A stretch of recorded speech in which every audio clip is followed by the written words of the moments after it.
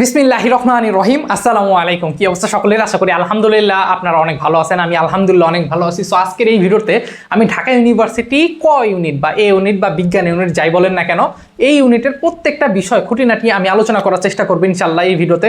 অনেকের মনে প্রশ্ন হইতে পারে যে ভাই আমি এইচএসসি 24 ব্যাচের স্টুডেন্ট, এইবার তো আপনাদের ম্যাপিং বা আপনাদের অটোপাস যাই দেবে, তো এইবার কি আমাদের সার্কুলার কোনো পরিবর্তন আসতে পারে কিনা, বা আসলে কি 6000 স্টুডেন্ট পর্যন্ত কি টানে কিনা ওয়েটিং থেকে। এবং অনেকের এরকম প্রশ্ন যে ভাই আমি তো ইমপ্রুভমেন্ট দিচ্ছি বা ইয়ার গ্যাপ, বা আমার তো 1 বছর ফেলও হয় অনেকেই, তো ফেল করেও কি আসলে ঢাকা ইউনিভার্সিটি পরীক্ষা দেওয়া যায় কিনা, বা আমি যদি ম্যাথ অথবা বায়োলজি না দাগাই, অনেকেই এরকম আছে মেডিকেল স্টুডেন্ট বায়োলজি পড়াশোনা করছে তো ম্যাথকে স্কিপ করে বাংলা ইংলিশ দাগায়, তো আমি কোন কোন সাবজেক্টগুলো পাইতে পারি, আসলে কি ম্যাথ দাগানো উচিত না, তো সকল বিষয় নিয়ে আমি ইনশাল্লাহ এই ভিডিওতে আপনাদের বলার চেষ্টা করব। ভিডিওটা একদম সম্পূর্ণ দেখেন, তারপরে যদি কোনো প্রশ্ন থাকে ইনশাল্লাহ কমেন্ট করবেন, আমি রিপ্লাই দেওয়ার চেষ্টা করব। তো কথা না বলে শুরু করি ইনশাল্লাহ। তো চলেন আমরা একটু প্রথমে শুরু করি সার্কুলারটা নিয়ে। আমরা সার্কুলারটা নিয়ে একটু আলোচনা করলে বিষয়টা ক্লিয়ার হয়ে যাবেন। এখানে আমাদের প্রথমে সার্কুলার একটা কথা বলা থাকে যে আপনি যদি এসএসসি স্টুডেন্ট হয়ে থাকেন এবং এইচএসসিতে মানে এইচএসসি তো অবশ্যই পরীক্ষা দিবেনই, স্টুডেন্ট হয়ে থাকেন বলতে কি এসএসসি এবং এইচএসসিতে আপনি মিনিমাম 3.50 করে পেতে হবে। কত? মিনিমাম 3.50, এটাও 3.50, এবং দুইটা মিলে অবশ্যই আপনাকে জিপিএ 8 পাইতে হবে। এখন কথা হলো যে আপনি এসএসসিতে পেয়েছেন 3, আমি কথার কথা বুঝাচ্ছি, এসএসসিতে কত পাইছেন? 3.50 না পেয়ে এসএসসিতে পাইছেন 3, এইচএসসিতে পেয়েছেন 5, দুটা মিলে কিন্তু যোগ করলে 8 হচ্ছে, কিন্তু আপনার কিন্তু হবে না, কারণ মিনিমাম 3.5 করে পেতে হবে। আশা করি ক্লিয়ার। এখন আপনাদের পরীক্ষাটা কিভাবে হয় আমি সেটা একটু আলোচনা করি। আমরা এইচএসসি 14 সালের কথা যদি বলি, এইচএসসি 14 সাল থেকে ঢাকা ইউনিভার্সিটি ক্যালকুলেটর নিষিদ্ধ করেছে, ঠিক আছে? এবং তখনে রেজাল্টটা ছিল 60 মার্কের এমসিকিউ হতো, সরি তখন 100টা এমসিকিউ হতো। 2019 সাল থেকে পরিবর্তন হয় সার্কুলার, আমি আবার বলতেছি 2019 সাল থেকে ঢাকা ইউনিভার্সিটিতে রিটেন চালু হয়। কথা বুঝতে পারছেন? এবং আপনারা হচ্ছে এইচএসসি 24 ব্যাচ, তো আপনারা 6 নাম্বার ব্যাচ যারা এই বছর পরীক্ষা দিবেন, ঠিক আছে? তো অনেকের মনে হইতে পারে যে ভাই এবার তো ম্যাপিং হবে বা এবার তো অটোপাস যাই দিক না কেন, এখন ওইভাবে বলে নাই যে কিভাবে কি রেজাল্টটা কাউন্ট করবে, তো ভাই আমাদের কি সার্কুলার কোনো পরিবর্তন আসতে পারে? আমি তাদের উদ্দেশ্যে বলবো ঢাকা ইউনিভার্সিটি এমন একটা প্রতিষ্ঠান যারা আসলে ইউজিসির আন্ডারে চলে না। এখন বলতে পারেন ইউজিসি কি? ইউজিসি হচ্ছে যারা বিশ্ববিদ্যালয় মঞ্জুরি কমিশন, যাদের তত্ত্বাবধানে ইউনিভার্সিটিগুলো পরিচালিত। তাহলে বলতে পারেন যে ভাই ইউজিসির আন্ডারে তাহলে না, তাহলে ঢাকা ইউনিভার্সিটি কি? ঢাকা ইউনিভার্সিটি একটা স্বায়ত্তশাসিত ইউনিভার্সিটি যারা নিজেদের মতো করেই চলে। ঢাকা ইউনিভার্সিটি, জাহাঙ্গীরনগর, চট্টগ্রাম এবং রাজশাহী ইউনিভার্সিটি, এগুলোকে বলা স্বায়ত্তশাসিত। এগুলো স্বায়ত্তশাসিত বলেই এরা গুচ্ছে আওতাধীন না। কথা ক্লিয়ার? তো আসেন সার্কুলার কি হয় না হয় আমরা একটু আলোচনা করি। তো আমি আগে আগের সার্কুলারগুলো আলোচনা করি। এটা কিন্তু 19-এর 19, 20, 21, 22, এইচএসসি 23 পর্যন্ত এই সার্কুলারটাই ছিল। তো সার্কুলার বলছে অবশ্যই আপনার জিপিএ 8 থাকতে হবে দুইটা মিলে, এবং একটাও 3.50 নিচে না। ওকে। এবং আপনাকে বলছে যে এইখানে যে পরীক্ষাটা হয়ে থাকে সাধারণত ফিজিক্স, কেমিস্ট্রি, ম্যাথ এবং বায়ো, ঠিক আছে? এই প্রত্যেকটা এমসিকিউতে 15 করে থাকবে। 15 করে যদি থাকে তাহলে আপনার টোটাল আসবে কত? 60। এবং এইগুলোতে 10 মার্ক করে থাকে, 10 মার্ক করে থাকে হচ্ছে আপনার রিটেন, এটাই থাকে 40, তাহলে টোটাল কত হলো? 100। কথা ক্লিয়ার? যে অবশ্যই 15টা এমসিকিউ থাকবে প্রত্যেকটায়, এবং রিটেনে থাকবে 10 করে, 40, টোটাল 100 মার্ক। এবং জিপিএর উপরে একটা নাম্বার থাকে, যে জিপিএটা নাম্বার থাকে হচ্ছে আপনার যে এসএসসির যে রেজাল্ট আছে এবং এইচএসসির যে রেজাল্ট আছে, এইগুলো দ্বারা আপনার 2 দ্বারা গুণ করে। ধরেন আপনি এসএসসিতে 5 পাইছেন, 2 দ্বারা গুণ করবেন, এইচএসসিতে 5 পাইছেন, 2 দ্বারা গুণ করবেন, 10 এবং 10, তার মানে আপনি 20। এই 20 হচ্ছে আপনার জিপিএ। কথা ক্লিয়ার? এখন অনেকের মনে প্রশ্ন আসে ভাই আমার তো 5 নাই, দেখা গেছে ইন্টার পরীক্ষায় তার 5 না থেকে তার 4.5 আসছে, 4.50, তার মানে কত হয়ে গেল? এখানে 10 কিন্তু হইল না, 9 হয়ে গেল। কথা ক্লিয়ার? তার মানে 20-এর ভিতর কিন্তু সে 19 পাইছে, কথার কথা, তার মানে তার 1 কম। এখন অনেকেই বলে যে আপনি অনেক পিছনে পড়ে গেছেন। যে যাই বলুক, আমি একটা উদাহরণ দেই, জিপিএ 4 নিয়ে হাজার হাজার স্টুডেন্ট আছে ঢাকা ইউনিভার্সিটিতে এখন পর্যন্ত। হ্যাঁ, আপনার জিপিএ কম, ঢাকা ভার্সিটি চান্স পাবেন, এটা টোটালি ফেক কথা। এই 1 মার্ক 2 মার্ক কম আহামরি কোনো সমস্যা নেই। কথা বুঝতে পারছেন? আপনি এমসিকিউ রিটেন পার্টে ভালো করবেন, দেখবেন ওটা সমস্যা নেই। এবং আপনি মিনিমাম কত পাইলে চান্স হবে ইনশাল্লাহ ভিডিওতে বলবো, একটু শেষ পর্যন্ত দেখেন, হয়তো বা ভিডিওটা একটু বড় হতে পারে কারণ অনেক বেশি কথা বলবো আজকের ভিডিওতে।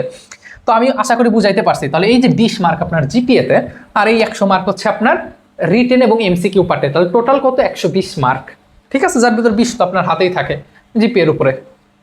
ওকে।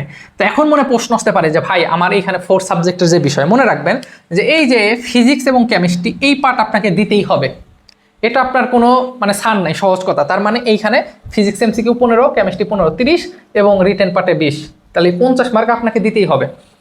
এখন কথা হলো যে ম্যাথ এবং বায়োলজির ভিতর আপনার যেটা 4 সাবজেক্ট, আপনি যেই সাবজেক্টে 4 সাবজেক্ট আছে ইন্টারে যেটা আপনার 4 সাবজেক্ট ছিল সেটাকে আপনি স্কিপ করতে পারবেন।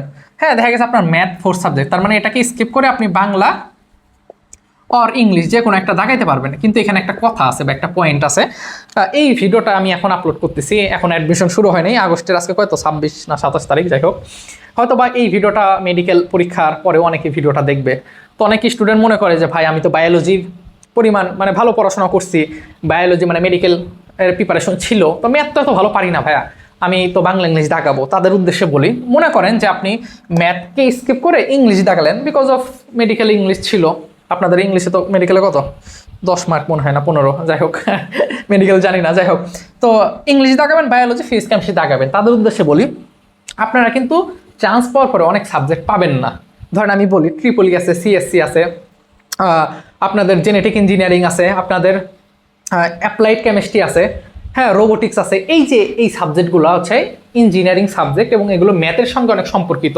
তো এই সাবজেক্টগুলো আপনার আসবে না। ধরেন আপনি সাপোজ 2200 পজিশন আসছে, ও সিট কত এটা আগে বলি, সিট হচ্ছে 1851টা, বুঝছেন, 1851 সিট, মানে এখন পর্যন্ত 1851টা সিট আছে।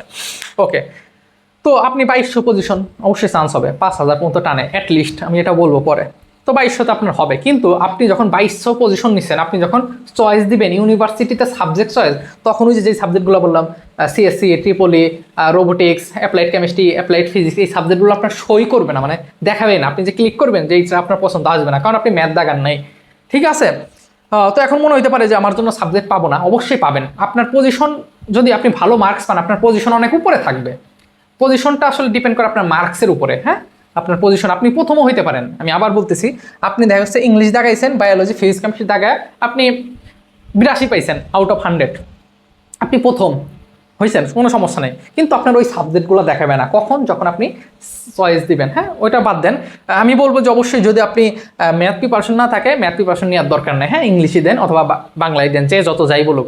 কারণ আমি এই ভিডিওটা করতেছি, কারণ ভিডিওটা তো থেকে যাবে, অনেকেই পরে দেখবে মেডিকেলের। তো অনেকে মনে করে ম্যাথ না দাগাইলে, তো ম্যাথ দাগানো অনেক ভালো, যে ম্যাথ দাগাইলেও হচ্ছে আপনি পেয়ে যাবেন।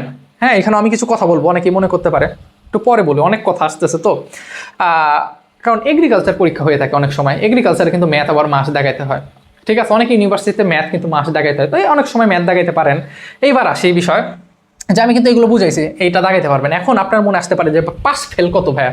আমি তো বুঝলাম যে আমাদের 60 মার্ক এমসিকিউ, 40 মার্ক রিটেন, তো পাস ফেলটা একটু বোঝার চেষ্টা করবেন। এটাই হচ্ছে সবাই ভুল করে থাকে এবং এটা সবচেয়ে বড় ভুল। দেখেন পাস এবং ফেল, তাই না? পাস এবং ফেলের যে বিষয়টা, দেখেন পাস হচ্ছে আপনাদের এমসিকিউ 60, কিন্তু এমসিকিউতে আপনি যদি 24 পান, ঠিক আছে, এমসিকিউতে 24 আর রিটেনে হচ্ছে 14।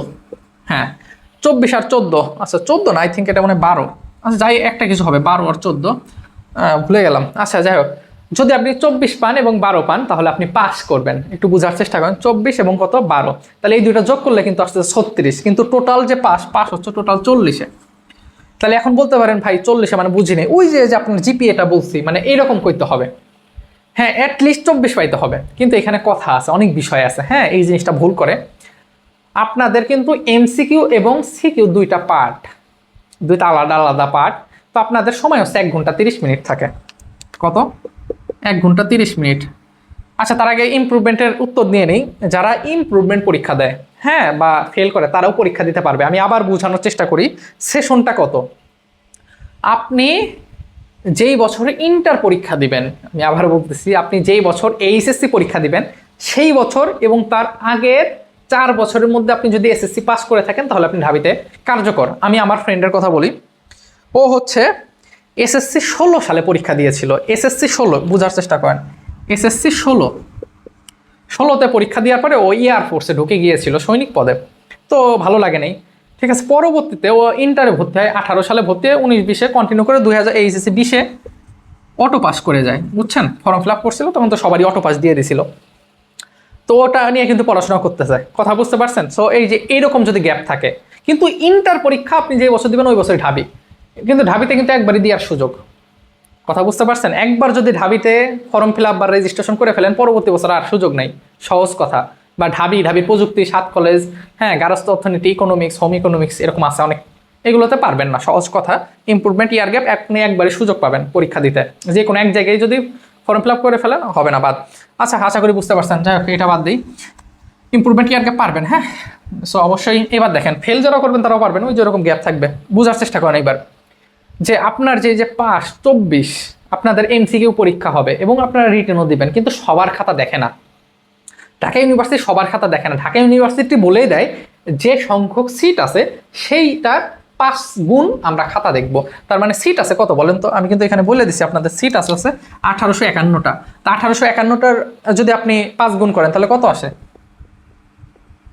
কত আছে? 9255 না কত এরকম কিছু একটা। হ্যাঁ দেখেন, 9255 অলমোস্ট ধরেন 9500 স্টুডেন্টের খাতা দেখে, মানে এমসিকিউ দেখে। কথা বুঝতে পারছেন? এমসিকিউ দেখে। আমি আবার বোঝানোর চেষ্টা করি, খুব মনোযোগ দিয়ে কথা বুঝবেন।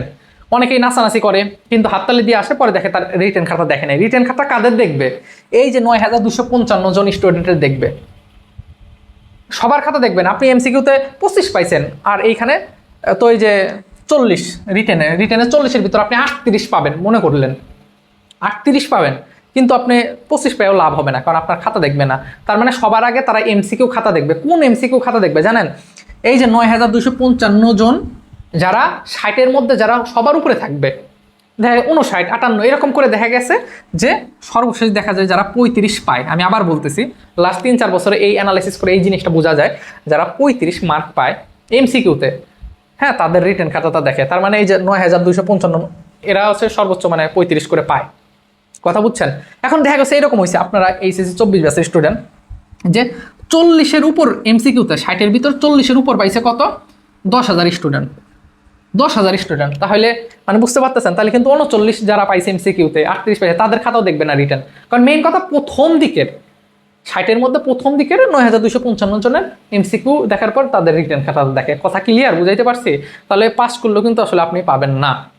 হ্যাঁ, এখন একটু অ্যানাউন্সমেন্ট করি, কারণ ভিডিওটা অনেকে দেখবে, যে আমি আলহামদুলিল্লাহ প্রত্যেক বছরই অ্যাডমিশন পড়াই ফিজিক্স এবং ম্যাথ, আমি নিজেই পড়াই। হ্যাঁ, এবং আমি জানি ঢাকা ইউনিভার্সিটি কোন টাইপের প্রশ্ন বেশি আসে, এত পড়া লাগে না। কথা বুঝতে পারছেন? অনেক বিষয় থাকে, আমি একটা শর্টকাট ট্রিক্স আসলে দেখাই দিলে ভালো হতো। যাই হোক, যারা আমাকে আজকে ফার্স্ট দেখতেছে আমি বলবো, আমার প্লে লিস্টে অনেক শর্টকাট ট্রিক্সের ভিডিও আছে। কারণ ঢাকা ইউনিভার্সিটি আপনার 1.5 ঘন্টা পরীক্ষা, 45 মিনিটে 60 এমসিকিউ দাগাইতে হয়। কত? 45 মিনিটে 60 এমসিকিউ, এবং বাকি 45 মিনিটে আপনার 40-এর রিটেন করতে হয়। তো এত কম সময় এত এমসিকিউ দাগানো সহজ, মানে সহজ না, সহজ কথায় বুঝতে পারছেন তো? কিছু শর্টকাট ট্রিক্স আছে যেটা আপনি ফলো করলে খুব সহজে দাগাতে পারবেন, হাতে ক্যালকুলেশন করতে পারবেন। সো প্রত্যেকটা বিষয় নিয়ে ইনশাল্লাহ আমি আমার যে ব্যাচ আছে ফিজিক্স এবং ম্যাথের, এবং ব্যাচ ফি হচ্ছে ফিজিক্সের জন্য 750, ম্যাথের জন্য 750, বিস্তারিত আমাদের প্রথম কমেন্টে বলা আছে, এবং আমার হোয়াটসঅ্যাপ নাম্বার দিয়ে আছে, আমার সঙ্গে যোগাযোগ করতে পারেন ইনশাল্লাহ। আমার সঙ্গে হোয়াটসঅ্যাপে কথা বলেন, পড়তে হবে বিষয়টা এমন না, নক দিয়ে ফ্রি থাকলে অবশ্যই রেসপন্স করার চেষ্টা করবো ইনশাল্লাহ। এবং অনেকেই আছে যে আমাকে পেইড বলে যে ভাই আমাকে পার্সোনালি পড়ান, অনেক ফ্যামিলি অনেক গার্জিয়ান ভিডিও দেখে, অনেকে মেডিকেলের পরেও দেখতে পারেন। তো অবশ্যই আমার সঙ্গে যোগাযোগ করেন, হ্যাঁ কী করা যায় পরামর্শ। বা অনেকে আছে যে ভাই আমার তো এই 1 মাস সময় আছে, এখন এই 1 মাস আমাকে একটু পড়াই দেন, তো ইনশাল্লাহ আমাকে হোয়াটসঅ্যাপে নক দিন, কথা হবে ইনশাল্লাহ। আশা করি হতাশ হবেন না। হ্যাঁ, আর অবশ্যই যারা টাকা পয়সা কম অবশ্যই হয়ে যান ব্যাচে ভর্তি, আলহামদুলিল্লাহ অনেক স্টুডেন্ট প্রত্যেক বছরই হয়। আচ্ছা, তো যেটা বলতেছিলাম যে আপনাদের পাস ফেল বুঝা গেছে। এবার আসেন যে ভাই তাহলে কত পাইলে, কাট মার্কটা কত পাইলে আসলে চান্স হয়ে যায়, তাই না? এই প্রশ্নটা সবার মাথায় ঘুরপাক খায়। দেখেন, ঢাকা ইউনিভার্সিটিটার লাস্ট আমার অবজারভেশনে 5-6 বছর আমি নিজে দেখতেছি, মানে অবজারভেশন তো করার সমস্যা নেই। যেমন আমি বললাম এইচএসসি 14 সাল থেকে কিন্তু ক্যালকুলেটর ইউজ করতে দেন না, এটা কিন্তু আমার কথা না, গুগল থেকে আমি নিছি, কালেক্ট করা। তো অবজারভেশনের যে জিনিসটা দেখা যায়, আপনি যদি কাট মার্ক পান, কাট মার্ক হচ্ছে সবচেয়ে কম মার্ক পেয়ে একটা হলো সিট ইনশিওর করতে চান, যে 1800 কই গেল 51 নাম্বার সিট, তার মানে আপনার যেন 1851 নাম্বার যে হয় সে যেন আপনি হন, মানে এরকম যদি চিন্তা থাকে। তো দেখা যায় অন এভারেজ আপনি যদি 56 থেকে 57 মার্ক ক্যারি করতে পারেন, হ্যাঁ যে যাই বলুক 56 থেকে 57 আউট অফ 100, কথা বুঝতে পারছেন? তাহলে অন এভারেজ দেখা যায় যে আপনার একটা সিট ইনশিওর হয়ে যায়, ওয়েটিং থেকে টানবে। হ্যাঁ, আর যদি আপনি মনে করেন ভালোভাবে আপনি পাইতে চান, যে আমার প্রথমেই চলে আসবে, প্রথম যখন কল করবে ঢাকা ইউনিভার্সিটিতে তোমরা আসো, হ্যাঁ তোমাদের ডকুমেন্টগুলো জমা দাও, তাহলে অবশ্যই আমি বলবো যে অবশ্যই 63 বা 64 আপনাকে পাইতে হবে আউট অফ 100, জিপিএ বাদে। জিপিএ তো ক্যালকুলেশন আলাদা। আমি জিপিএ ধরলাম যে আপনার 20 আছে, তখন কিন্তু 63-64, আপনার জিপিএ 20 আছে তখন 56-57। এখন যদি এখানে 2 কম থাকে, ধরেন আপনি 18 পাইছেন, 20-এর মধ্যে 18, তাহলে অবশ্যই এখানে আপনার 57 থেকে 59 পাইতে হবে, 2 করে বাড়াই দেন, বুঝতে পারছেন? এটা আর কি। তো এখন প্রশ্ন আসতে পারে যে ভাই এত স্টুডেন্ট কেন টানে? আমরা শুনি 5.5 লাস্ট ইয়ার 5700 পর্যন্ত গিয়েছিল।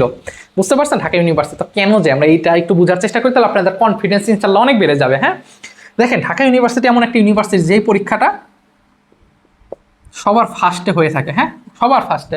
তার আগে আরেকটা পরীক্ষা, সেটা হচ্ছে বাংলাদেশ ইউনিভার্সিটি অফ প্রফেশনাল, যেটাকে সংক্ষেপে বিইউপি বলে। হ্যাঁ, বিইউপির পরীক্ষা হয়ে থাকে, এরপরে হয় ঢাবির পরীক্ষা। তো দেখা যায় যে ঢাকা ইউনিভার্সিটিতে যারা পরীক্ষা দেয় ওদের ম্যাক্সিমাম বুয়েটে পরীক্ষা দেয়। তো বুয়েটে পরীক্ষা যারা দেয়, ঢাকা ভার্সিটি চান্স হয়, বুয়েটেও চান্স হয়। তো ওরা কি করে, চলে যায়, সহজ কথা, রুয়েট কুয়েট চুয়েটে চলে যায়। অনেকে আছে রাজশাহী ইউনিভার্সিটি চলে যায়। এখন এইখানে কিছু বিষয় থাকে, আমি আপনাদেরকে বুঝাই। দেখেন ঢাকা ইউনিভার্সিটির যে 1851টা সিট, এর মধ্যে ধরেন 1000 থেকে 1100 পর্যন্ত যে সাবজেক্টগুলো আছে এবং পজিশনের মধ্যে ভালো ভালো সাবজেক্টগুলো, আর বাকি যে সাবজেক্টগুলো এগুলো নর্মাল। হ্যাঁ, নর্মাল বলতে আসলে নর্মাল বলাটা ঠিক না, মানে বলবো যে এই সাবজেক্টগুলোর চাকরি বাংলাদেশের প্রেক্ষাপটে খুবই কম, সহজ কথায়। হ্যাঁ, তো অনেকেই আছে যে ইনস্টিটিউট ফ্যাক্ট না, ঢাকা ইউনিভার্সিটি পড়বো কিছু না, এটা আসলে ডিপেন্ড করে মানুষ। অনেকেই মনে করে আমি ঢাবির লঘু আলা গেঞ্জি পরবো, ঘোরাফেরা করবো, ঠিক আছে, অন্যরকম একটা ভাইবে চলবো, অন্যরকম একটা ভাবসাব, এরকম একটা মনে হইতে পারে, ঠিক আছে। কিন্তু অনেকে চিন্তা করে আমার সাবজেক্টটা ফ্যাক্ট, কারণ দিন শেষে 4 বছর আমার গ্রাজুয়েশন শেষ হয়ে যাবে, তখন আমার সাবজেক্টে আমার আসল। আবার অনেকেই মনে করে না আমি ট্যাগ লাগিয়ে চলবো, রাস্তায় যখন হেঁটে যাবো মানুষ বলবে, তো এটা ফ্যাক্ট। তো এই কারণে অনেকে ভালো ভালো ইউনিভার্সিটি ভালো সাবজেক্টে চলে যায়, তখন ওয়েটিং থেকে অনেক টানে। কথা বুঝতে পারছেন? এইবার দুই একটা কথা বলি, যারা এই পর্যন্ত ভিডিওটা দেখছেন, আপনি যদি আছে মুসলিম হয়ে থাকেন, অবশ্যই অনুরোধ থাকবে যে 5 ওয়াক্ত নামাজ পড়া। এই ভিডিওটা অনেকেই আছে ঢাকা শহরে আসছে কোচিং করার জন্য, ফার্ম গেটে থাকে, দেখতেছেন। যারা যদি ফার্ম গেটে থাকেন অবশ্যই নক দিয়েন, মানে একটা কমেন্ট করেন, হ্যাঁ তাহলে বুঝবো। হ্যাঁ, তো হয় ধরেন নতুন পরিবেশে গেলে পড়াশোনা অনেক সময় হয় না। তো আমি কিছু একটা স্টুডেন্টের গল্প বলি, ও মোহাম্মদপুরের ছিল। তো খুবই ভালো স্টুডেন্ট, মানে মারাত্মক রকম ব্রেনি। হ্যাঁ, এগুলো বোঝা যায়। কেমনে বুঝি? ওই যে এক্সাম ব্যাচ ছিল আমার, এখন এক্সাম ব্যাচ আছে, যারা ভর্তি হতে চান নক দিয়ে, আমার হোয়াটসঅ্যাপে নক দিয়ে, গল্প বলবো না। তো ওই এক্সাম বেসেও ভালো মার্ক পাইতো, কিন্তু ওর একটা সমস্যা ছিল, মানে হাঁপানির একটা সমস্যা ছিল, এবং কোনো কিছু একটা হইলে পারে ওর নাক মুখ দিয়ে প্রচুর পরিমাণে ব্লিডিং হইতো, রক্ত বের হইতো। ঢাকা ইউনিভার্সিটি পরীক্ষা দেওয়ার আগে ওর মনে হয় ঢাকা কলেজে সিট পড়ছিল। তো আসলে আল্লাহর কি মানে ইচ্ছা, আল্লাহর ইচ্ছাই তো হয় সবকিছু। তো ওই পরীক্ষার আগে, পরীক্ষা দিতে যাওয়ার আগে, মানে হলে ঢোকার আগেই মানে ওর নাক মুখ দিয়ে প্রচুর পরিমাণ রক্ত ঢাকা মেডিকেলে নিয়ে গেছে, পরীক্ষা দিতে পারেনি। এত ভালো একটা স্টুডেন্ট। তো আসলে বিষয়টা হয়েছে কি, দেখেন দুনিয়াতে আল্লাহ তাআলা আমাদেরকে পাঠাইছে, তাই না, আল্লাহর ইবাদত বন্দেগী করার জন্য, আল্লাহ তার রাস্তায় বের হওয়ার জন্য। হ্যাঁ, তার যে মানে মেইন কথা, এটা তো একটা পরীক্ষাগার, পরীক্ষাগার আল্লাহ পাঠাইছে, পৃথিবীতে নামাইছে, পরীক্ষা দিচ্ছে, আবার কবরে নিয়ে যাবে, তাই না। কিন্তু আমরা ওইখান থেকে মুভ অন করছি, টান করে আমরা এই দুনিয়াবি জিন্দেগি রে মানে এমনভাবে চিন্তা ভাবনা করছি, ভার্সিটি না হলে জীবন শেষ, এই করতে হবে, ডাক্তার ইঞ্জিনিয়ার হইতে হবে, এই হইতে হবে, সেই হইতে হবে, বিয়ে করতে হবে, তাই না, এত ভালো একটা পজিশনে যাইতে হবে। এই কারণে আমাদের জীবনে আসলে আল্লাহ তাআলা এমন পরিমাণ কষ্ট ঢুকাই দিছে, এমন ফ্রাস্ট্রেশন, মানে এমন ডিপ্রেশন, এই কারণে চান্স হয় না, আমরা টেনশনও বেশি কাজ করে। কথা বুঝতে পারছেন? সো এই কারণে চেষ্টা করবেন অবশ্যই 5 ওয়াক্ত নামাজ, মসজিদে যে নামাজ পড়েন, ইনশাআল্লাহ আমার জন্য দোয়া করবেন। আমি সবার জন্য দোয়া করি, আল্লাহ যেন আপনাদের মনের আশা পূরণ হয়। এই যে আমি কথাগুলো বলি, খারাপ লাগতে পারে, আর অন্যান্য ধর্মের প্রতি অনেক বেশি শ্রদ্ধা, অনেকে ভাবেন যে খালি ইসলাম। দেখেন আমার এই চ্যানেল থেকে কিন্তু আমি কোনো টাকা পয়সা নেই না। ইউটিউবে আমি এই পর্যন্ত 650 ভিডিও দিছি, মানে আমার চ্যানেলে মনিটাইজেশন অফ, মানে বিকাশ ফুড পান্ডা 10,000 অ্যাড ট্যাড আসে না। কথা বুঝতে পারছেন? আমি ওই অ্যাডমিশন পরে যা টাকা হয় আলহামদুলিল্লাহ। হ্যাঁ, সো আমি আপনাদের ইনফরমেশন দিচ্ছি, আমার কোনো লাভ আছে? আলটিমেটলি ওইভাবে লাভ নাই। তবে এই ভিডিওটা যদি 500 জন মানুষ দেখেন, তাহলে ইসলামের দাওয়াতটা প্রচার হয়ে গেল খুব সহজে, এই আর কি। যখন অনেক গল্প হবে, আমাকে নক দিন, হোয়াটসঅ্যাপে নক দিন, ভর্তি হয়ে ব্যাচে গল্প করবো। তো আমি যেটা বলতেছিলাম যে এই হচ্ছে অবস্থা, তার মানে আপনাদের এত স্টুডেন্ট পর্যন্ত টানে। আর কোনো কিছু লেখা আছে, ম্যাথ না দাগাইলে, এগুলো বলা হয়েছে, আমি এখানে খাতায় লিখে রাখছিলাম। হ্যাঁ, তাহলে আমি কিন্তু আপনাদের বুঝাইতে পারছি। তো এই হচ্ছে অবস্থা। আমি পরবর্তী আরও কিছু ভিডিও দেবো, কী কী কারণে আপনার ঢাকা ইউনিভার্সিটি চান্স মিস হয়ে যেতে পারে, গুচ্ছের জন্য কেমনি প্রিপারেশন নেবেন। অবশ্যই ভিডিওটা লাইক দিবেন, কারণ লাইক দিলে ভিডিওটা অনেক মানুষের কাছে রিচ করবে, আপনার বন্ধু ভিডিওটা দেখতে পারবে, এতে ওরও উপকার হবে, ঠিক আছে। হ্যাঁ, কারণ চান্সের বিষয়টা কি, দেখেন অ্যাডমিশনটা আমি সবসময় বলি, এটা খুবই সেন্সিটিভ একটা জিনিস। এমন অনেক অনেক অনেক স্টুডেন্টের সঙ্গে আমার কথা হয়, এসএসসি এইচএসসি জিপিএ 5, কিন্তু এন্ড অফ দ্য ডে দেখা যায় দিন শেষে আসলে তার কোথাও চান্স হয় না। এটা আল্লাহর ইচ্ছা। আমি নিজে একটা স্টুডেন্টে পড়াই, বর্তমানে এগ্রিকালচারে জন্য প্রিপারেশন নিচ্ছে, বুঝতে পারছেন, ফিজিক্স আর ম্যাথ পড়াই। তো স্টুডেন্টটা না দেখি মানে এত ভালো পারে, মানে সবই পারে, মানে যাই দেই, মানে ওর বেতন নেই অনেক টাকাই, কিন্তু মানে স্টুডেন্টের যা দেই আসলে সবই পারে। আমার মনে হয় যে ওর বেতন নেওয়াটাই আমার কাছে বৃথা, কারণ আমি যাই বসেই থাকি খুদাই, ঠিক আছে, মানে অল্প কিছু আমার সমস্যা দেয়, একটা চ্যাপ্টারের 3 থেকে 4টা সমস্যা দেয়, আর আমি বলি করো, একা একাই করে, আবার আমি একটা কিছু দেই পারে, কিন্তু পরীক্ষার হলে যা পারে না। বুঝলাম না, ঠিক আছে, পরীক্ষার হলে যা পারে না, এই কারণে এক্সাম দেওয়ার আসলে কোনো বিকল্প নাই। তো আমার এক্সাম ব্যাস আছে, চাইলে ভর্তি হতে পারেন, আলহামদুলিল্লাহ। তো এই ছিল সব কথা, যে দেখেন এখনো চেষ্টা করেন, মানুষ পারেন এমন কিছু নেই, জিপিএ ফ্যাক্ট না। আপনি ওই যে জিপিএতে আপনি যদি 16 পান, 4 মার্ক কম, এইদিকে ভালো মার্ক উঠানোর চেষ্টা করবেন। আর পড়াশোনা করতে গেলে একটা পরিবেশের প্রয়োজন, ভালো একটা পরিবেশে ভালো একটা পড়াশোনা করেন, ঠিক আছে। ফোন টোনে ডাল্লার রাস্তা বাদ দেন, ফেসবুক টেসবুক জীবনে অনেক চালাতে পারবেন। যখন ভালো একটা জায়গায় আসলে চান্স পাবেন, রাস্তাতে হেঁটে যাবেন, মানুষই বলবো ও রে, ও তো ঢাবিয়ান, ও তো পাবলিকিয়ান, হ্যাঁ অন্যরকম একটা ভাই। ঢাবি থেকে প্রত্যেক বছর কেন এত বিসিএস ক্যাডার হয়, পরিবেশ অন্যরকম একটা ফ্যাক্টর। হ্যাঁ, আমার রুমের এক ভাই এইভাবে পড়াশোনা করে বিসিএস প্রশাসন ক্যাডারে গেছে, অ্যাডমিন ক্যাডারে গেছে, তার মানে আমারও করতে হবে। এই যে পরিবেশ, তার মানে ওইখানে আপনাকে যাইতে হবে, চান্স পাইতে হবে, তারপরে না বিসিএস এর চিন্তা। সেটা পরে রাখি, অবশ্যই চান্স পাইলে ভালো করে পড়াশোনা করতে হবে ভাই, 5 ওয়াক্ত নামাজ পড়তে হবে, অবশ্যই দুনিয়াবির কথা এত চিন্তা করা যাবে না। হ্যাঁ, আল্লাহ যদি লিখে রাখে আপনার সেটা হবেই ইনশাল্লাহ। সবসময় এইভাবে থিঙ্কিং করবেন। আপনাদের জন্য অনেক বেশি দোয়া থাকবে, আল্লাহ তালা আমাকে আপনাকে সবাইকে সবকিছু বোঝার তৌফিক দান করুক। অন্য ধর্মাবলম্বীর প্রতি অনেক বেশি সম্মান, রেসপেক্ট। সবাই ভালো থাকবেন, ভিডিও এমনিতেই অনেক বড় হয়ে গেছে। এইভাবে প্রিপারেশন নেন। এইটাই ছিল সার্কুলার টার্কুলার, পড়লে হবে। এখন কথা হলো যে ঢাবির জন্য কিভাবে প্রিপারেশন নেওয়া উচিত, এটা নিয়ে একটা ভিডিও করবো না সামনে। তো সাবস্ক্রাইব করে রেখে নিজের খেয়াল রাখেন। আসসালামু আলাইকুম।